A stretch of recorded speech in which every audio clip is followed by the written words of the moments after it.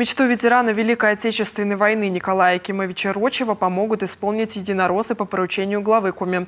Ранее в социальной сети было опубликовано видео, в котором 95-летний участник войны рассказывает о своем давнем желании принять участие в Параде Победы на Красной площади.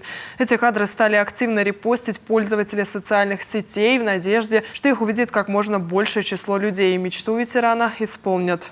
Уже мечтать я на Невин. На парад попасть. На парад? На Москву. Москву? Да. Ага. 9 мая на парад в Москву. Да. О, классная мечта. И вот цель достигнута. Сейчас ведутся переговоры с принимающей стороной, чтобы получить подтверждение поездки, после чего будут приобретены авиабилеты. Помогают в оформлении документов и волонтеры Победы. Напомним, в декабре Николаю Акимовичу Рочеву исполнилось 95 лет. Родом он из села Кипеево Ижемского района. Там же, будучи 17-летним мальчишкой, был призван на фронт в декабре 1944-го. Летом 45-го участвовал в советско-японской войне, вернулся домой в родной Ижемский район только в 51-м. Сегодня ветеран, обладатель ордена Отечественной войны второй степени, медалей за победу над Германией и за победу над Японией.